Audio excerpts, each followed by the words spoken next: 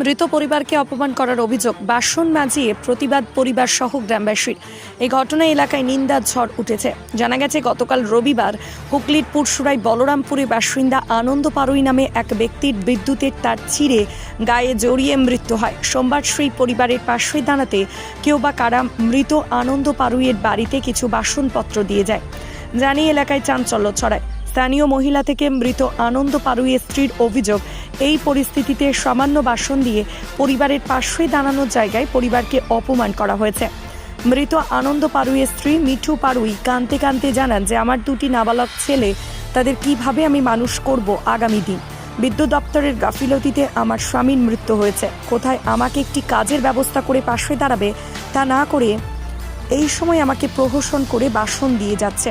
তবে স্থানীয় মহিলারা জানান, যখন বাসনের বস্তাটি দিয়ে যায় তখন মৃত আনন্দ পারুইয়ের পরিবারকে জানানো হয়ে ভিডিও অফিস থেকে পাঠানো হয়েছে। এ বিষয়ে কি জানাচ্ছেন বিস্তারিত শুনুন। আমার আর কেউ নেই, আমাকে একটা ভালো কাজ দিলে আমি কি ছেলেকে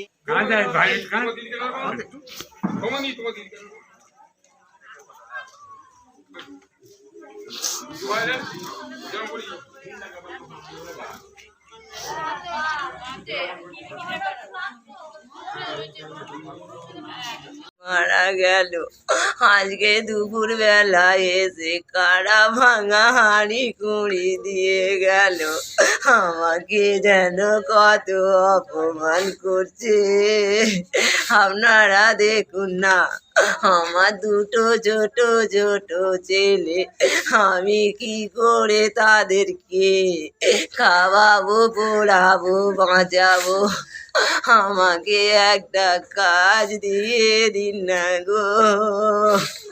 আমি তো মাধ্যমিক দিয়েছি, আমার ছেলে নেই বা না ভালো, আমি তো তার মা বাপ হয়ে গেছি।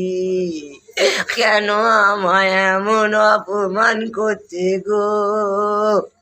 সবাই এসে শুধু জেরা টানছে, আমাকে শুধু বলছে ছেলে না ভালো, ছেলে না ভালো। তো কি হয়েছে, তার মা তো মাধ্যমিক দিয়েছে, তার মাকে একটা কাজ দিয়ে দিন গো। আমি ছেলে মানুষ করবো, আমার যাওয়া চলে গেল। আমার নাম মিঠু পারুই। আমার ছেলেদেরকে আমি কি করে মানুষ করব? একজনের জন্য 3টে প্রাণ বাঁচলো, একজন মারা গেল। হ্যাঁ, সেটা তাদের বোঝার ক্ষমতা ছিল না। তারা দুটো বাসন দিয়ে অপমান করা গেল। তারা তো এই মুহূর্তে বলে যেতে পারতো 10-20 হাজার টাকা দিয়ে যে যা করে কাজটা উদ্ধার করা যাক। হ্যাঁ, বাচ্চা ছেলেরা ওরা কি জানে? সেই মুহূর্তে কিছুটা টাকা দিয়ে বাসনগুলো দিয়ে অপমান করা গেল। মানে হিসাব মতো এই পরিবারের সঙ্গে কি প্রহসন হলো, অপমান করা হলো পরিবারটাকে? অপমান করা হলো। আমাদের রান্না করে খাওয়ার বাসন পুত্র নেই। আমরা কত এতদিন কি করে খাচ্ছিলাম? আমরা ভেবেছিলাম কি যে আমাদের পরিবারের একজন মারা যাবে, তারা বাসন দেবে, আমরা সেই আশায় বসেছিলাম রান্না করে খাবো বলে। আমরা তো বাসনের আশা হচ্ছে, মানুষটাকে মারা গেলে যে বাসনের আশার জন্য মারা গেলে মানুষটা, যে বাসনগুলো পাবো, মরে যাক মানুষটা। আমাদের তো বাসন যথেষ্ট ছিল, আমরা করে খেতে পারছিলাম তো।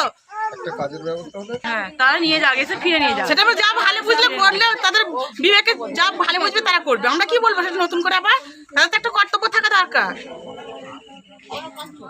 সারাদিনে আপনার এলাকার খবর দেখতে আমাদের বাংলাদিশা ডিজিটাল ফেসবুক ও ইউটিউব পেজটি লাইক করে রাখুন এক্ষুনি। আপনারা দেখছেন আমার বাংলার নতুন দিশা, বাংলাদিশা।